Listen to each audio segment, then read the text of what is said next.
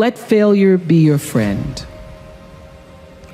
There are going to be times, of course, where you're going to win a lot. A lot of things are going to go your way. And it's wonderful to bask in that adulation and to feel proud of your successes. But there are also going to be times, the satisfaction that those moments bring, nothing can compare to that. Those victories will feed you for years to come and help you stay committed when your tank is sometimes empty. Winning is great. It's fantastic. I love it. I love being number one. I love winning. But it's the times when things go wrong, when you fall or fail, that you're actually going to learn the most about yourself. You know, all those years on the Oprah show, 25 years, we were the #1 show for 25 years. And that's because I lived with the intention to serve the audience. The audience came first every show. I would sit with the producers and say, well, I can't do that because I can't find the truth of myself in that show. I have to have a thread of truth to be able to hold on to. So I knew so well the audience. I felt like I was the audience. The audience was me, and I felt so connected. And then I ended that and started a new network.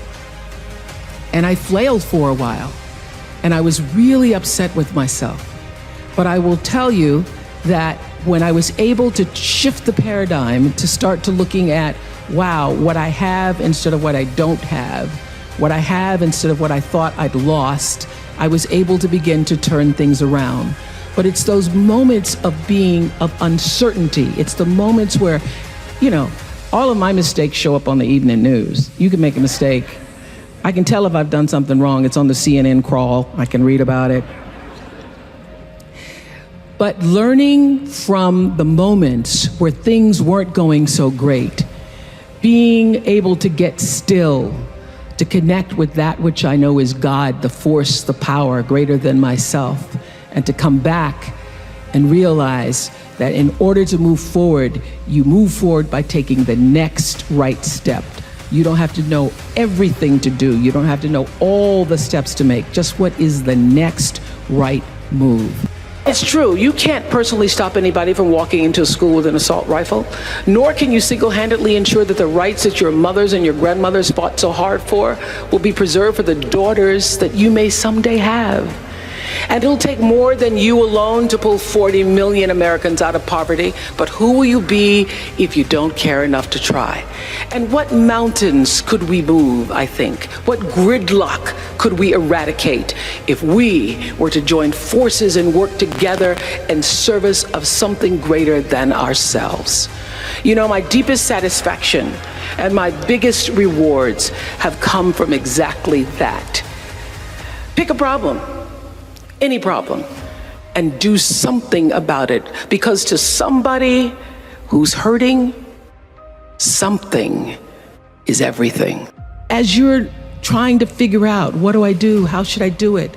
First of all, I will say this, that when you don't know what to do, my girls have heard this over 100 times. When you don't know what to do, you do nothing. You get still until you do know. Because when you have to ask everybody else, should I do this, should I?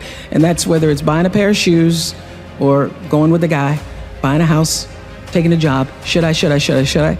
When you have to ask everybody else, it means you don't really know the answer fully yourself. So you get still, be still, and know the answer will come. I had a job until I could figure out what it was really, what that gave my life its purpose and meaning. And I'd gotten demoted in my job in Baltimore as an anchor woman because as they hired me and then they decided I was the wrong color and I was the wrong size and I was the wrong, you know, I had lots of problems and they were trying to take me off the air. And I was making $22,000 a year. I thought I was in heaven because I was making my age.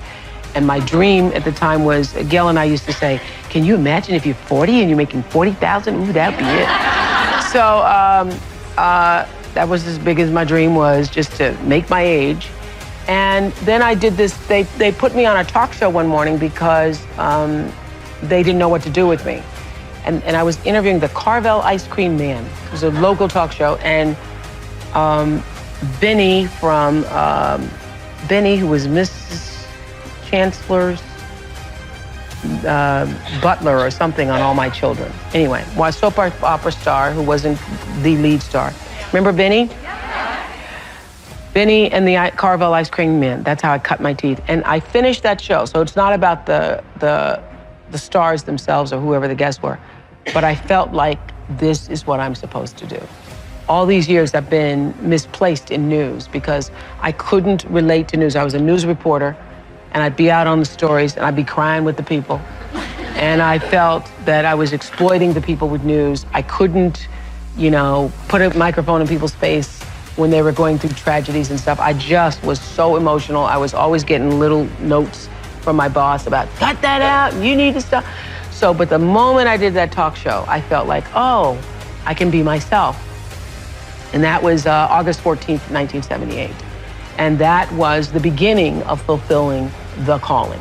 And so since that time, August 14th, 1978, I've never had a problem with energy. Now, when I was working in news, I used to be exhausted all the time. Just exhausted all the time because I hated it. And the reason I didn't quit is because I'm not a quitter, number one, and because my father was like, better not quit that job. You're making $22,000 a year. Who's gonna pay a black woman $22,000 a year? You're never gonna make that kind of money again. You better save half of it. So I was reluctant to quit and think about doing something else because I thought, okay, everybody wants to be an anchor woman. At the time, that was like supposedly a big deal, being an anchor woman. So I thought, okay, I'll just stay with this until I can figure out what is the best thing to do. And interestingly enough, I was applying for what I wanted to do. I felt like I needed to be able to talk. And at the time, the only thing that was available was Good Morning America or the Today Show.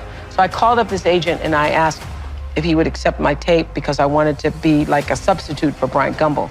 And he said to me, there was only gonna be one Bryant Gumbel.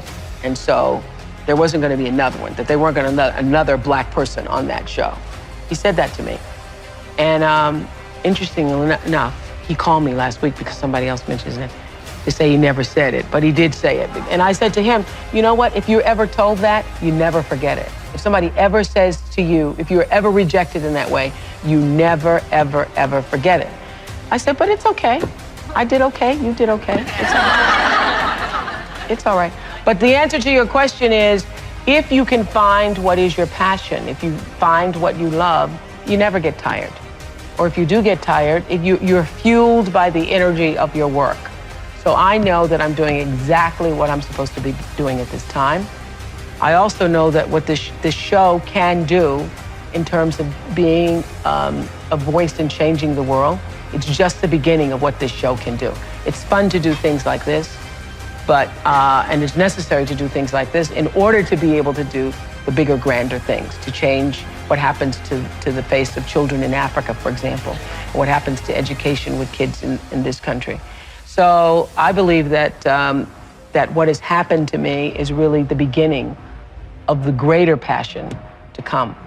But if you find out what you're supposed to do, and you know what you're supposed to do by how it feels. You know, people wait on the voice of God to be the Moses in the burning bush. I think that was only Bible talk, you know, because he doesn't come to burning bushes for people. He comes through your heart. He speaks through your heart, through your feelings. And so you know if you're doing the right thing, if it feels like it's right to you.